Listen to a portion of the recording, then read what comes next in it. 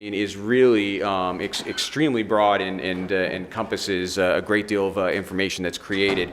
I think the statute here says that public records and other matters in the custody of any officer shall be open to inspection by any person at all times during office hours. So it's pretty broad. There's a presumption that if there's a government record or something relates to government business or use of funds, that it's going to be covered by Arizona public records law.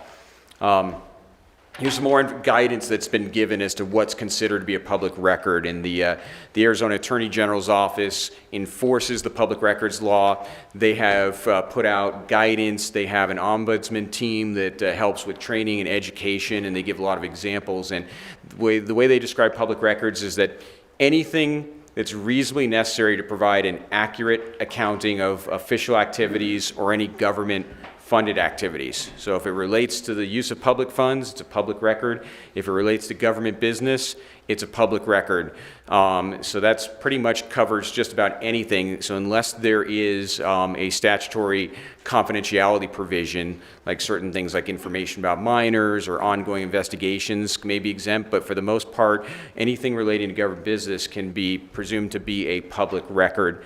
The statute also talked about that public records and other matters are open to inspection, and courts have determined that other matters means any documents that are held by a public employee or public officer in which the public's interest in disclosure outweighs the government's interest in confidentiality.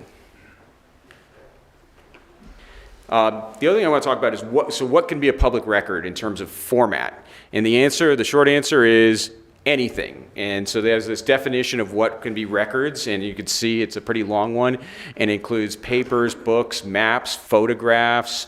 It doesn't matter if it's paper, hard copy, or if it's electronic, audio recordings, voicemail messages, text messages, video recordings, anything that's electronic can be a public record. It's not just paper that we're worried about, and that's important to know because electronic information can sometimes be inadvertently deleted or not saved correctly or saved over. So you need to be thinking about public records law whenever you're dealing with email or electronic information in addition to just old-fashioned paper records. So the next thing is who's subject to public records law? And the short answer is everyone on the dais here and everybody who works for the city.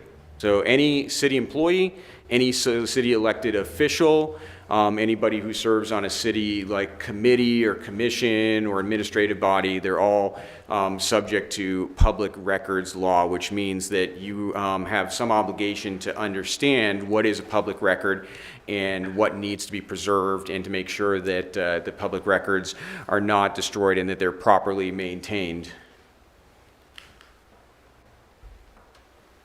So preservation and maintenance. So this is the summary of the statutory obligation that all public records that are received by either elected officials or employees are the property of the public entity and are required by statute to be maintained for the relevant time period.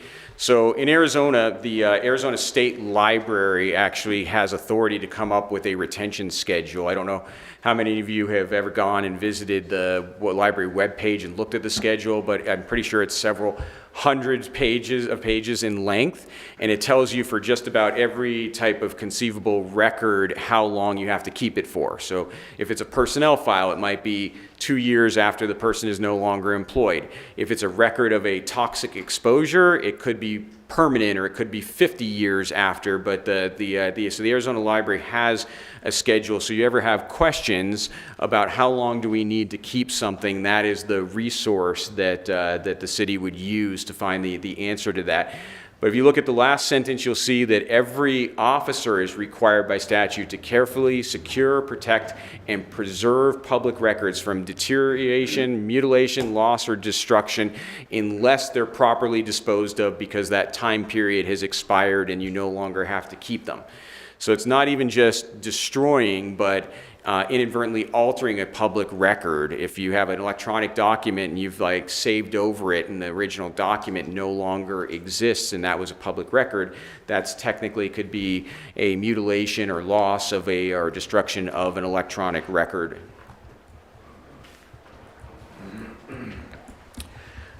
So one important point I want to emphasize is that for public records, what matters is, does it relate to government business? It doesn't matter where or how it was created. What I mean by that is it doesn't matter if you created it on your own personal laptop, your iPad, if it's a text message sent from your personal phone, if it's an email sent from a personal email account.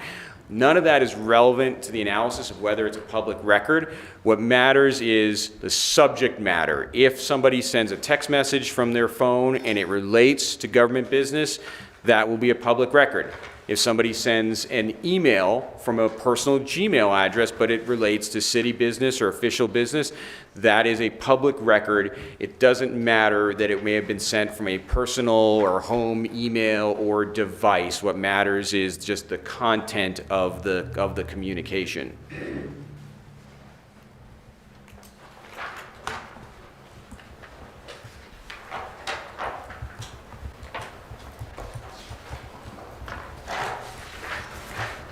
And so what this means is that employees, elected officials cannot avoid public records law by just having sort of off-the-books communications and saying, okay, let's communicate between our Gmail addresses or let's communicate via text. It doesn't matter. There's no workaround for avoiding public records law. Anything that meets the definition is a public record, again, regardless of where it was created.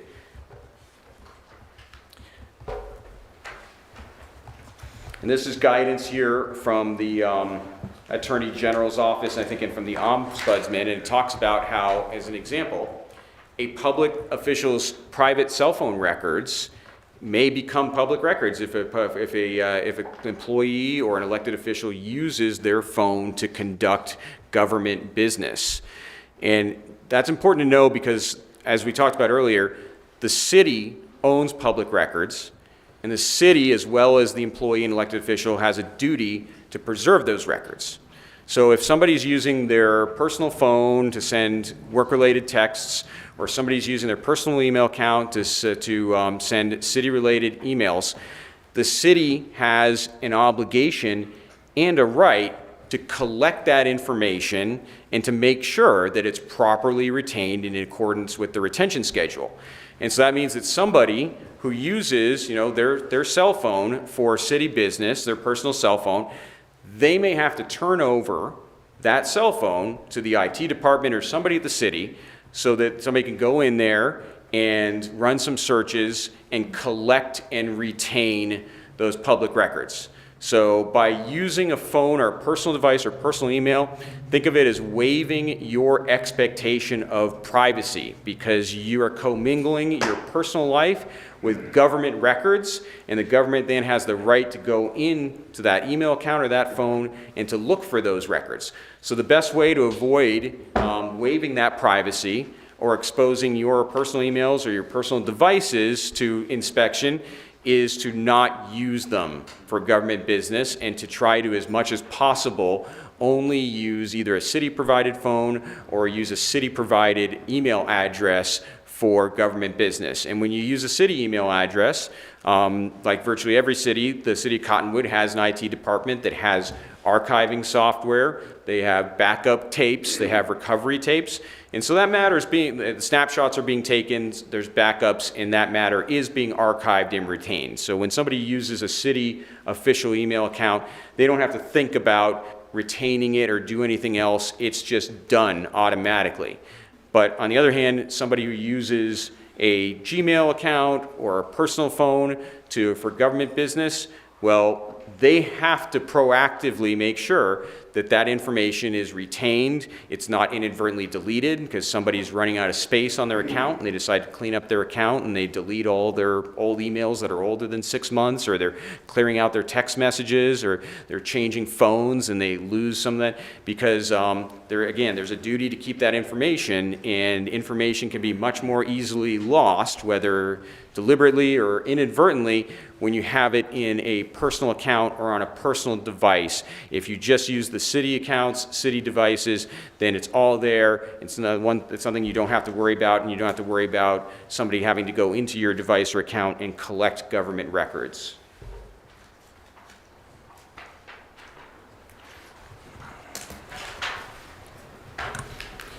This is just, I know the text here is like microscopic if you want to get out your magnifying glass, but this is a little quote from a publication that the Ombudsman, I'd said that there's an Ombudsman that provides guidance on public records compliance.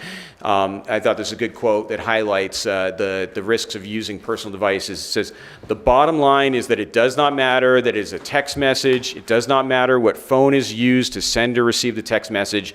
If the text message is made or received by a public employee or official in connection with the transaction of public business, it is a public record."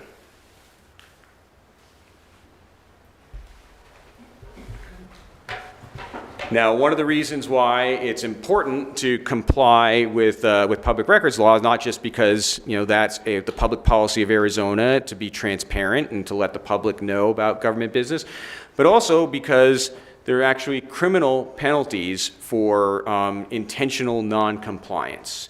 And so you can see the second provision here talks about if a public officer or other person having custody or possession of any record for any person steals or knowingly without lawful authority destroys, mutilates, defaces, alters, falsifies, removes, or secretes all part of the record, that person can be guilty of a Class 4 felony. Now, importantly, nobody's going to go to prison if they accidentally, deleted an email that they should have retained. That's not what this provision is targeted at. The important words here are somebody who steals or knowingly destroys or alters public records. But again, if you're using a city email address, everything's backed up, and you don't have to worry about there being a question mark about a lost record and whether or not it was intentionally destroyed or unintentionally lost.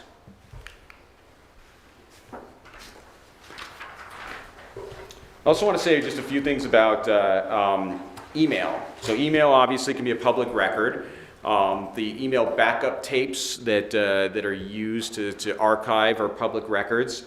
But there was a case, I guess it's not that recent anymore, it's 2009, but there was an interesting case having to do with email and having to do with metadata. And for anybody who is not familiar with the term, metadata is electronic information that describes the history, tracking, or management of an electronic document. It's embedded in a document.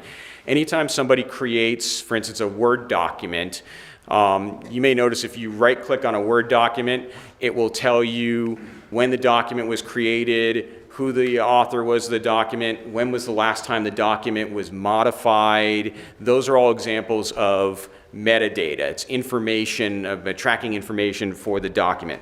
Well, there was a case that went up to the Arizona Supreme Court. There was a police officer who was suing, I believe, for discrimination or retaliation, and his supervisor had made some negative comments about his job performance, and this police officer had paper copies of those records. And he suspected that his supervisor had backdated these records, that they were created long after they were supposedly created according to the date on the records. And so he made a public records request, and he said, I want the metadata from the electronic version of these performance records because I want to see the date they were actually created.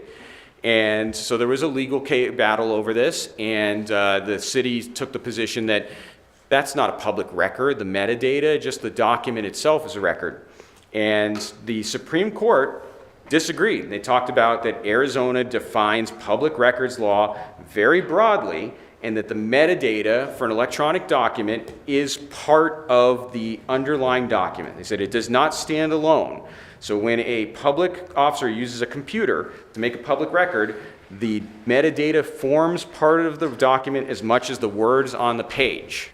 And so this person was allowed to get essentially a native electronic copy of those performance documents so that he can look at the metadata and see, was it created, months or years after the date on that was on the page. So the lesson here is that our law here in Arizona is so expansive that you not only have to maintain the record in paper form, but if it's a document that's created and maintained in electronic form, that you may have to preserve and produce metadata if there's a request for it. Now, it's not as complicated. I don't mean to make everybody panic over this.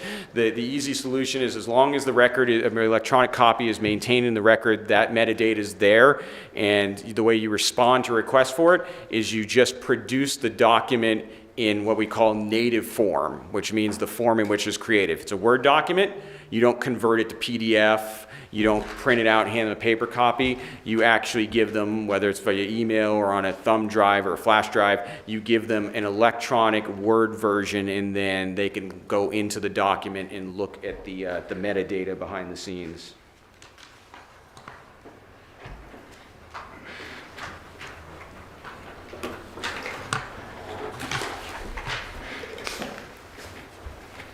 Now, with regard to email, email includes metadata, and examples of email metadata are the recipients, the sender, any CC, the BCCs, the date, the time that's sent, and the subject, and any attachments from the email. And so it's important that emails be preserved in their native format, because if you just print an email, then you may not have all that information. Or say you get an email, you have an email that's in your personal Gmail account, and you say, oops, I shouldn't have done that. I'm going to forward this email to my city account. If you forward that email, you may lose the attachment that's with it, that's on it. There may be information that doesn't carry through from the forwarding, like a BCC line. There may be example would be a listserv. If you have a distribution list that has 15 people that are all part of an email group that you email with, when you have that native format and you click on it, you can see all the names of everybody who's on that distribution list. If you forward that email, you may lose the metadata of that distribution list and only have the name. And the guidance from the Attorney General is that if something's sent to a distribution list, it must be possible to demonstrate who received the message, the name of every single recipient. That's all considered to be part of the public record and part of the information that's available for public inspection.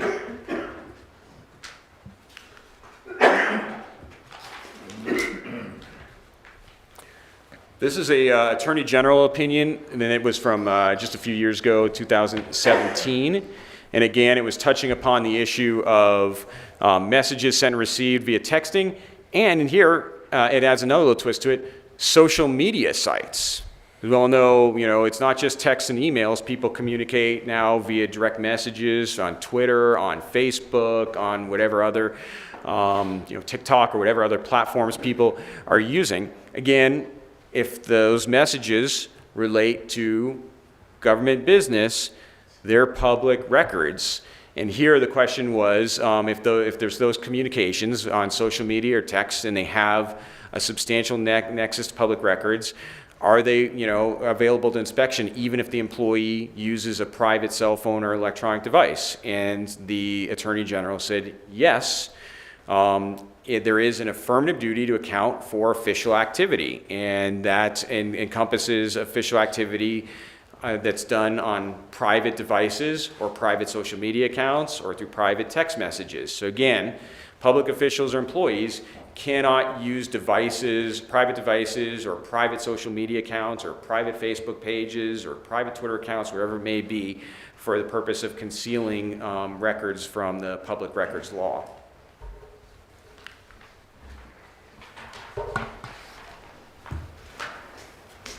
And this is one of the last cases I want to talk about, this case Looney versus State of Arizona from 2017. And in this case, it was a family that sued DPS, or I think was going to bring a claim against DPS because their child had died in an encounter with DPS.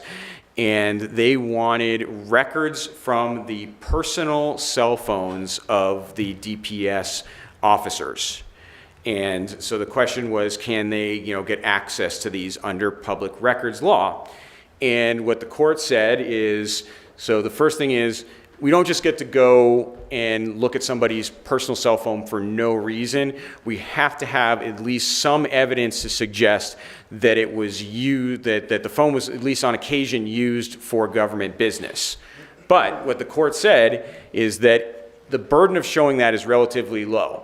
If somebody can prove, whether it's because they have copies of email or text exchange, or they've seen somebody send texts or emails for government business, if you have evidence that a public official has, at least on some occasions, used their phone or their personal account for government business, that's enough to raise a substantial question about whether or not there's more public records there, and that's enough for to allow an inspection of that device either by the city or by a judge to look at it and find out what other public records may be on there. So basically, once you use it, you're opening up Pandora's box for people to potentially look to see what else may be on there.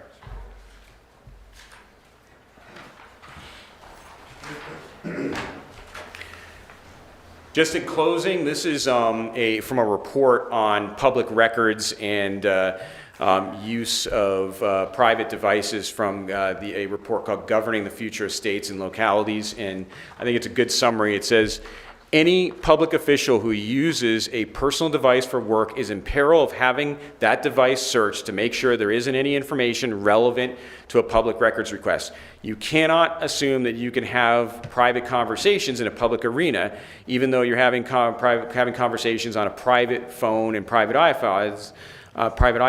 You have to assume that at some point they'll be reviewed by the public. And essentially, if you're discussing public business, government business, then you have no privacy in that, and you're taking on the risk that those are going to be retrieved, that somebody's going to do an inspection and have to collect those documents and then potentially produce them in response to a public records request. So I'm not saying this to frighten everybody, because there's a simple, easy solution. And again, it's try not to commingle your life as a public official with your life as a private citizen. If you just keep those boundaries clean and you don't use your personal phone and you don't use your personal accounts and you only use city-provided phones and city-provided email accounts or city, then you don't have to worry about this, and you're not waiving your privacy, and you're not potentially subjecting your phone or your accounts to being reviewed to collect that information. And so that's all I have. I'm happy to take any questions. Thank you, Mr. Coleman. Any questions from council? Nope. No. All right. I think we're crystal clear. Thank you, sir, for your time and attention. Appreciate it. Yep. All right. Well, thank you, everyone. Have a good evening. Thank you.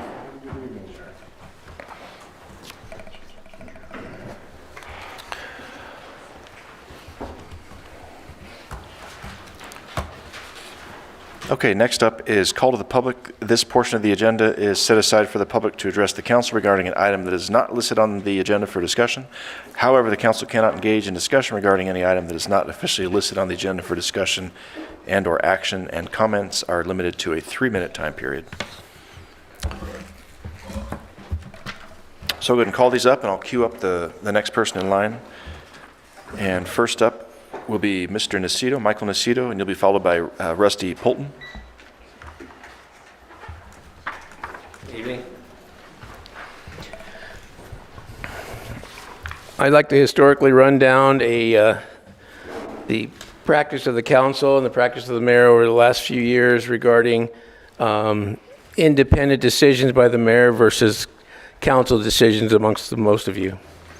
In 2020, a mask mandate, everyone's familiar with that.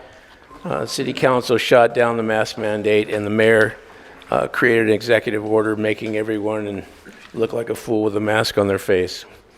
In 2021, the Bill of Rights Sanctuary Resolution was passed by a 4-3 vote.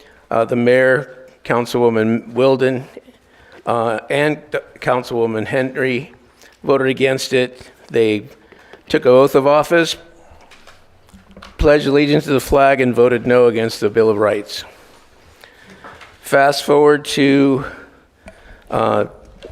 late 2022, Councilwoman DeVarney and Councilman DeWillis were elected and have represented the constituents well, reflecting in their voting record.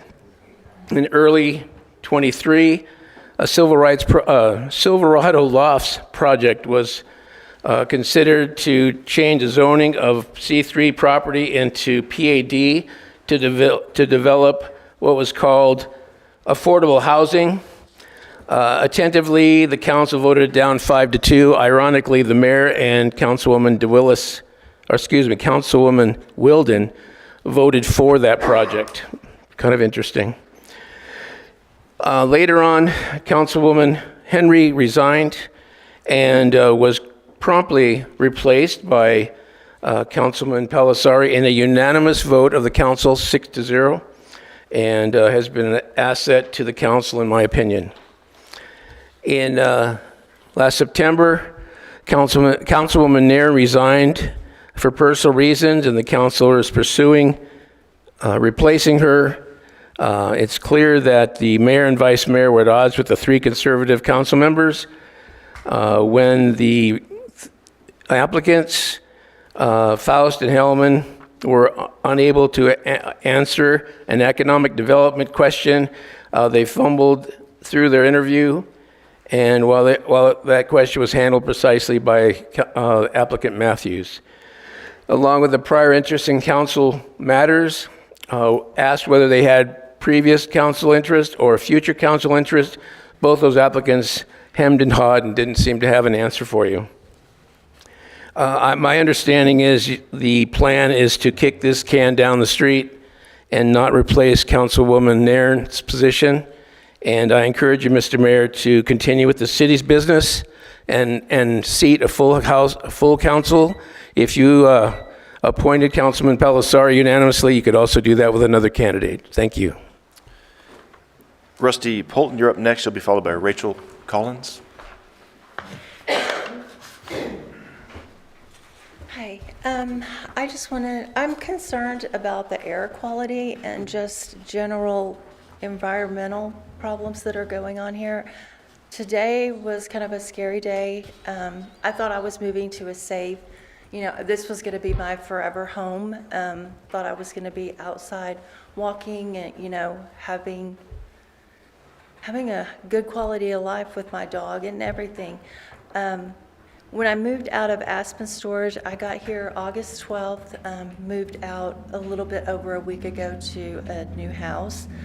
I was told, wear a mask because of their, slag. I'd never heard of that, but I had been working at the storage. I have a resale business so I was there every day, took my pug every day, it was nice weather, windy, thought it was just random dust, it's dry in Arizona, but it's black. Took my dog to the vet one day because her eyes were red, bloodshot red. We were sick for a couple of days. A monsoon was coming, like the roof of the thing lifted and all my stuff is covered, even my freezer that I looked at today after learning about the slag. So I'm scared to move the things in my garage. My dog developed a sore under her little wrinkle under her nose. Never had a problem with that. I learned it's from metal, from slag that can get embedded and it never goes away. So I don't know.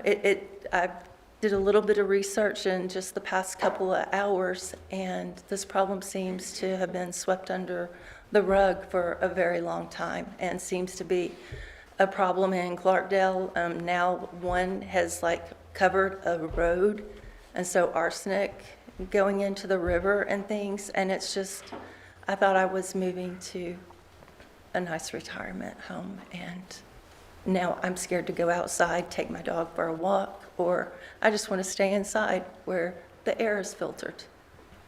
So that's all I have to say. Okay. Thank you.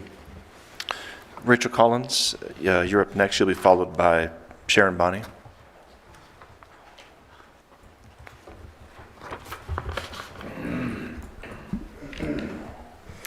My name is Rachel Collins, and I stand in front of this council in the name of Jesus Christ, our Lord and Savior, with his authority to expose and prosecute those who have conspired against us without the knowledge or consent of the citizens of Cottonwood and the surrounding areas.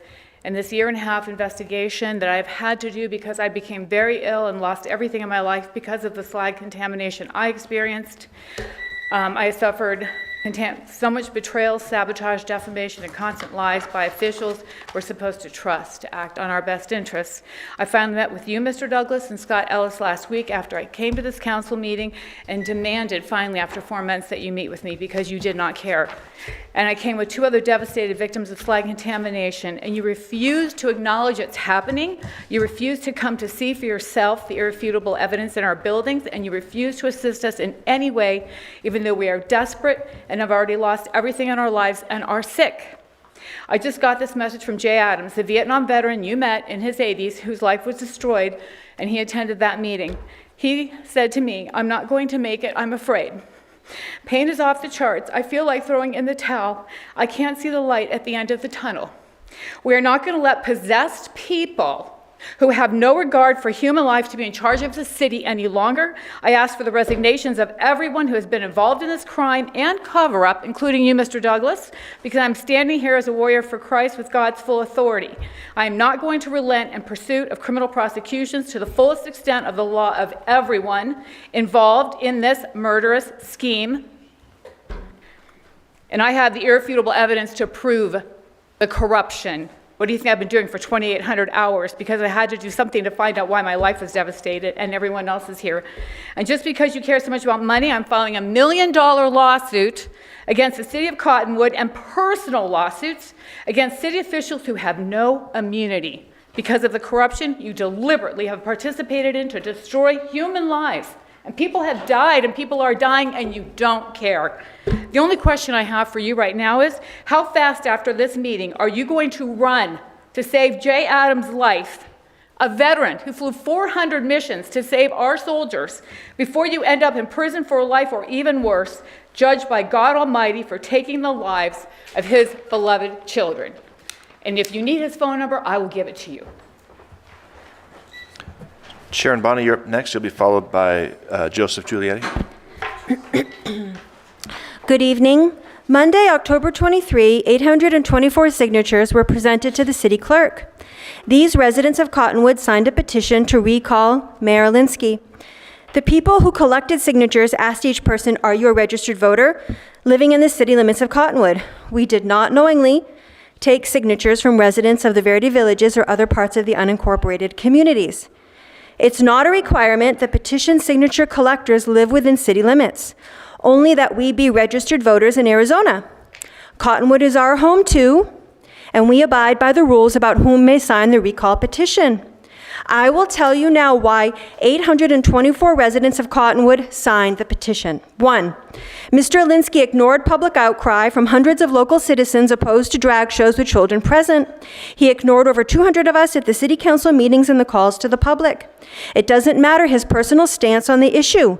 The people of Cottonwood asked for an item to be agendized. He prohibits from the agenda the discussion of age restrictions at drag shows. This reveals his disrespect for the people of Cottonwood. 2 council members in August sponsored the item of age restrictions at drag shows. At that city council meeting, Mr. Alinsky made up a procedure and put the item to vote as to whether it would go on the agenda or not. That is not how items get on the agenda per City Code 2.08.110, a code Mr. Alinsky broke, which states that when 2 council members sponsor an item, it goes on the agenda. 3, in 2020, during the COVID illness, Mr. Alinsky ignored the City Council's legally binding vote that eliminated any required citywide masking. 4, an ongoing lack of transparency. Current example is on October 3rd, the City Council interviewed 3 candidates for the open City Council seat. Mr. Alinsky called for executive session to discuss away from the public their votes for the candidates. That discussion has always been with the public present. Mr. Alinsky lacks transparency. The First Amendment to the U.S. Constitution gives citizens a role in the balance of powers, so that no office may wield power not granted him or her by the city, state, or federal laws. This role is granted in the right to petition the government for grievances. Cottonwood has a provision for this. We petition for the recall of Mayor Tim Alinsky. Thank you for listening. Mr. Giulietti, you're up next, to be followed by Kathleen Kleinsmith. Good evening. My gratitude and respect to the members of the council for your service. And there are a couple items I'd like to talk about. When we were looking for someone to fill the seat there, it seemed to me that Michael Matthews was very well qualified for that position. And I know how everyone voted, so I'm glad for that. But I'm wondering why it went to executive session. I feel like if I asked any one of you, you would tell me that you have nothing to hide. So I'm wondering how come that discussion wasn't held here, so that we could know why someone who seemed extraordinarily qualified to me was not accepted for the position. I also wonder is it true that there is a purposeful gesture to keep that seat empty? That doesn't seem to be in a public interest if that's true. And also, I'm a little upset about how the city has handled Chief Steve Gazelle and his firing. I'd like to know why that happened, and I wonder, was the man given a chance to speak in his defense during the procedures? And then about the family-friendly show, what constitutes a family-friendly show, and what's the age restriction? So thank you for listening to me. Have a good evening. Kathleen Kleinsmith, you're up next. You'll be followed by Greg Feldman. Good evening, Mayor, Council. I'm here to ask you, Mr. Mayor, and the Council to fill the vacant council seat quickly. We the people, your constituents, those that elected you, expect you to do the job you were elected to do. If you choose not to do, if you choose not to, you don't have to be re-elected. Thank you for your time. Greg Feldman, you're up next. I'm going to pass. Okay.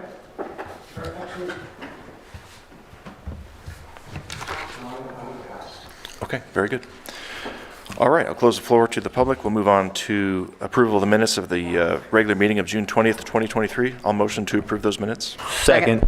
Okay, Mayor made the motion. Councilmember Palisari seconded it. All in favor? Aye. Aye. All right, minutes are approved. Unfinished business, we have just one item this evening. It's ordinance number 738, adopting revisions to the city's employee manual. This is the second final reading. Good evening, Mayor and Council. Amanda Wilbur, HR Director. At the last council meeting, we did a presentation on the changes to the employee manual. So this would be the third revision of that. I have not received any comments back regarding any of the proposed changes, and welcome any questions that you might have of me for this item. Okay. Any questions for Ms. Wilbur? No? Anybody from the public like to address the council on this ordinance? All right. I'll motion then that we approve ordinance number 738. A second. Okay, Mayor made the motion. Councilmember Palisari seconded it. Let's get a roll call vote, please. Councilmember DeWillis? Yes. Councilmember Duvernay? Yes. Councilmember Crott? Yes. Councilmember Palisari? Yes. Vice Mayor Weldon? Yes. And Mayor Linsky? Yes. And the motion carries. All right, Thank please. Thank you. Please read the ordinance by title only, please.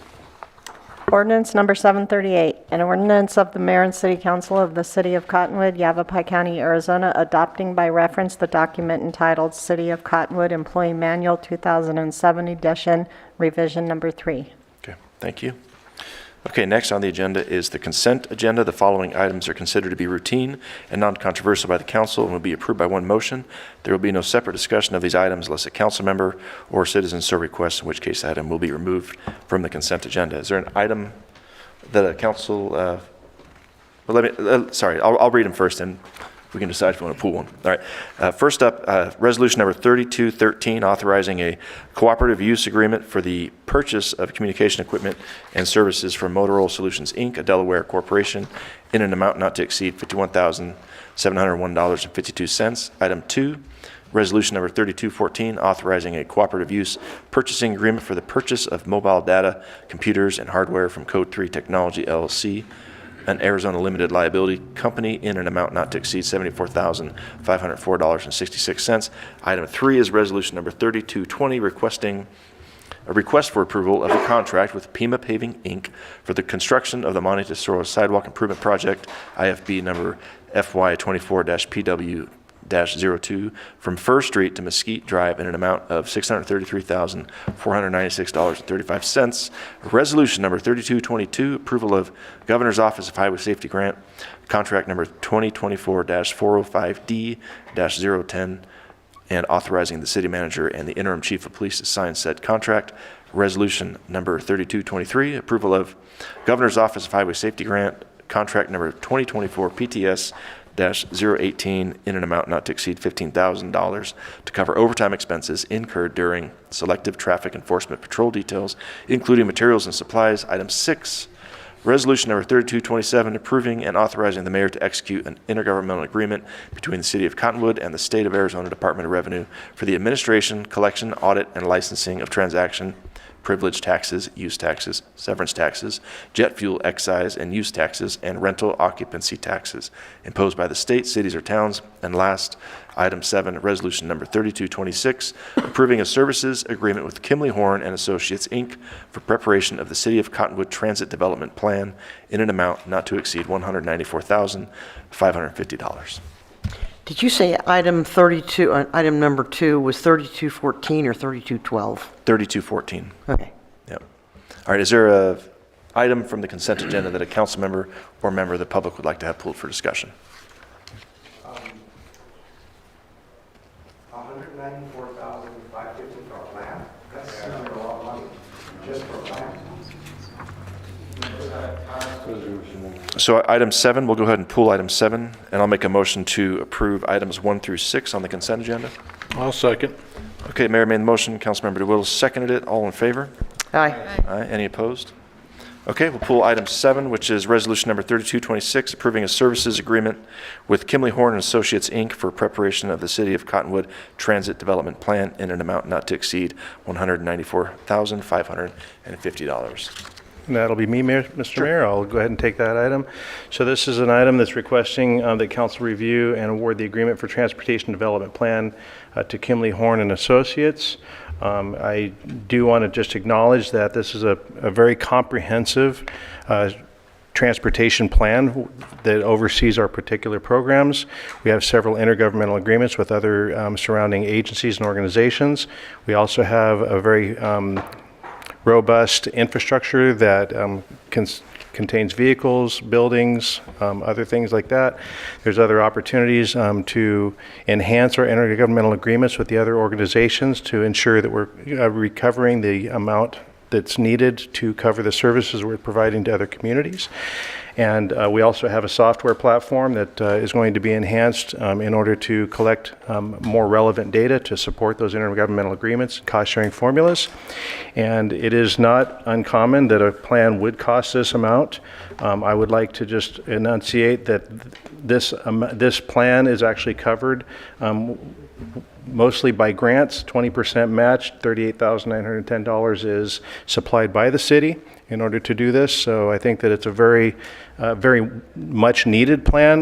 The staff has been doing the best that they can on their own, but it's really time to really up our game with the transit program that we have and to conduct this plan so that we actually have something that guides us going forward over the next 2 to 5 years.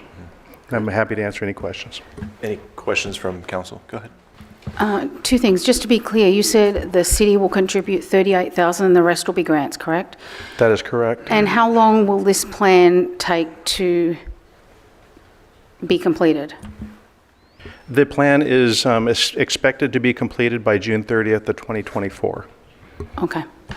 So it can go into effect and we'll have all the results before we address another budget to allot transport money. If there is an agreement in the meantime, it would be done on a temporary basis to take us to just beyond when we actually receive this so that we can reorganize, evaluate the new data that we're collecting.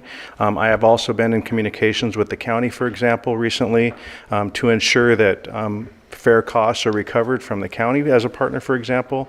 And so they do understand, and our other partners understand, that if there isn't a very slight extension that's needed, it would probably be on a month-to-month basis until we actually establish this plan's established and we're able to have the information that guides us to create a more robust cost recovery structure to inform the IGAs. And it says that it's up to 194,000, so that's a possibility that it won't be that much. Therefore, it won't be that much to the city. Correct. That's an amount not to exceed, and that's always our goal. It's the government. It's going to be at least that. So my question to you is, how many other organizations, groups were looked at to provide us with a bid or any input on this? We had four that applied. I'd like to introduce our Public Works Director, David Hausman, and also Lisa Boring, our Transit Manager. Thank you, Mr. Mayor, Councilmember Fell, sorry. This was done through an RFP process, so this is based upon qualifications. So staff as well, so we had city staff as well as an ACOG representative go ahead and review these proposals. And those proposals were then reviewed and then scored, and the top score was Kimberly Horn. So they're the top of the list. We didn't pick the bottom, the middle. We went with the top of the list here. Based on experience, we pick them based upon other transportation plans that they've done with similar size communities, those sort of things. Well, I've seen you guys do your work recently, and you guys have done a good job. So kudos to you guys. Thank you. Thank you, Councilmember Pellicer. And I'd also like to add on that Kimberly Horn is well known throughout the industry. I have a lot of experience with them in the past as well in other jurisdictions, and they also have provided us with the plan that we have for our airport master plan. So I have a high level of confidence in them. All right. Any other questions for Mr. Hausman or Ms. Boren? I do, for Ms. Moore. Ms. Moore, you've stood in front of this council not too long ago, and you were saying that you were needing a software update. Is this going to include that much needed update? They're also going to look at our current software and see where we need the updates to. So, yes, but it does not include the funding for new software. But I'd like to add on to that we are exploring options right now, and Ms. Boring has actually been going out and collecting information and exploring other transit software programs that are actually being used by other municipalities to ensure that we have the information ahead of time. So it doesn't prevent us from replacing that system prior to the end of this. However, whatever we're doing is going to inform this plan that actually is developed, the master plan. Mm-hmm. Good, thank you. Okay. Did you have a question? Yeah, just to refresh my memory from that meeting, the software that you're currently using, has that ever worked? Well, I've only been here a little over a year. So since I've been here, the software has not worked. I went back to a lot of manual reporting to make sure we're getting correct numbers out of it. So I'm sure that, back in, I believe it's 2014 when that was put into place, it was up to date and current then, but obviously it hasn't been updated and, since then. So we don't know really when it stopped working. And I'm asking this because, the city spent the money to purchase that software, which I'm not sure how much it was. And if it was really used for a year, 3 years, are we buying new software to let it actually succeed? Because that seems like a waste of money if that didn't work. So if I could just answer that. So I have a pretty extensive IT background as well with information management systems like this. We've met with the vendor. I also questioned them directly regarding the data and the availability of the data. It's a cloud-based system that's based on very outdated technology, quite frankly. So that's why we've been, Ms. Boring for the last 2-3 months, I believe, has been collecting information on other information management systems that are used by transit authorities. And I have a high level of confidence that we'll be bringing back something that's going to be in this next year's budget so that we could support transitioning that. Now, that said, there is a lot of manual reporting and data collection that's happening right now. It isn't ideal, but that data is being collected, and I have a high level of confidence that as we're going into these next shorter term IGAs, if we need to, that we would be able to support the data that's presented. However, the current platform that we have, it is definitely outdated. The one thing I'd like to say, though, is unfortunately, I don't have the numbers in my mind right now, but I know it was a very affordable system, we'll just call it that. I believe it was less than $10,000 that we'd paid for it. And I think it's a very low amount that the maintenance is right now. And we have our finance director here as well if we need to answer those questions. So I believe currently it's $35,000 we're paying for the yearly maintenance on that. We're paying $35,000 on the one that doesn't work? Yes. We are using part of it for our paratransit, scheduling the paratransit passengers and being able to pick them up, and that portion of it, we're able to use that, but to pull data out of it for like our IGAs that we need and things like that, our NTD reports, we're not able to pull that out of that system. So the parts of the system, the current system that you're using, what would you say the percentage of its capabilities that you're using for the $35,000 that we're spending?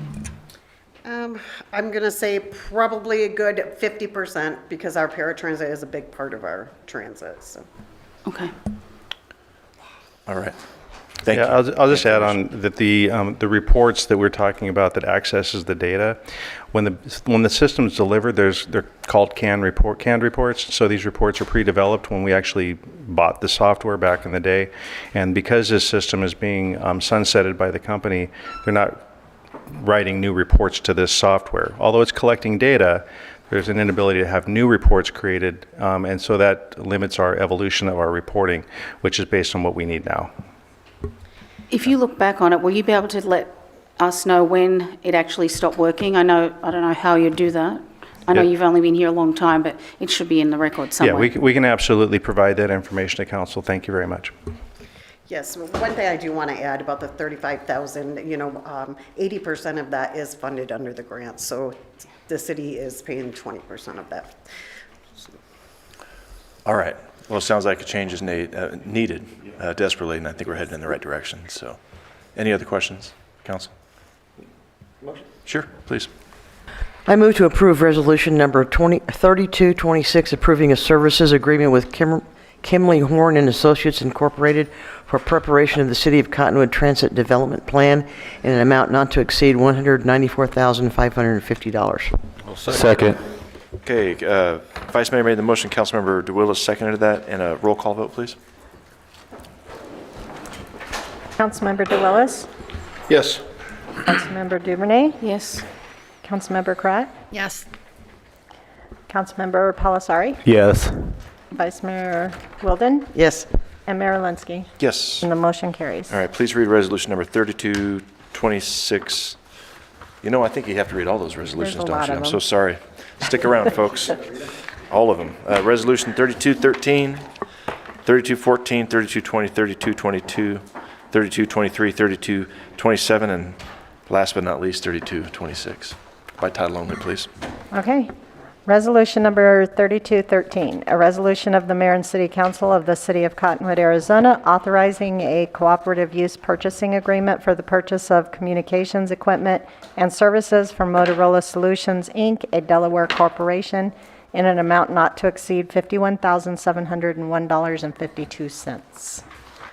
Resolution number 3214, a resolution of the Mayor and City Council of the City of Cottonwood, Arizona, authorizing a cooperative use purchasing agreement for the purchase of mobile data computers and hardware from Code 3 Technology, LLC, an Arizona limited liability company, in an amount not to exceed $74,504.66.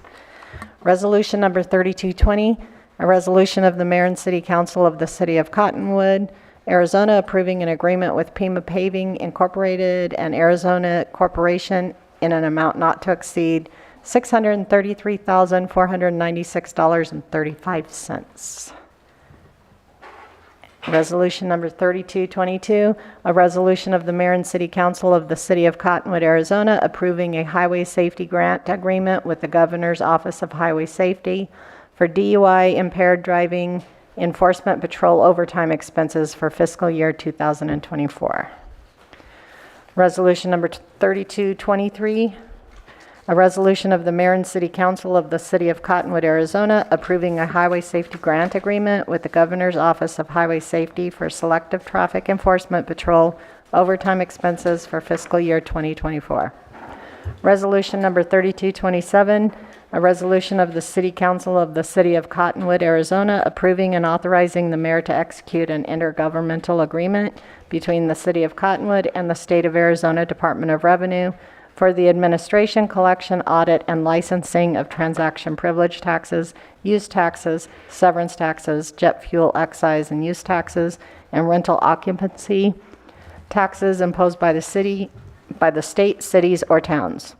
And resolution number 3226, a resolution of the mayor and city council of the City of Cottonwood, Arizona, approving a services agreement with Kimley Horn and Associates Incorporated, a North Carolina corporation, for preparation of the City of Cottonwood Transit Development Plan in an amount not to exceed $194,550. Thank you. Okay, there's no new business, so we move on to claims and adjustments, and I'll motion to pay the claims and adjustments. Second. Mayor made the motion, Councilmember Karat seconded it. All in favor? Aye. Any opposed? Okay, they're approved. I motion to adjourn. Second. Mayor made the motion, Councilmember DeWillis seconded it. All in favor? Aye. We're adjourned. Thank you, council.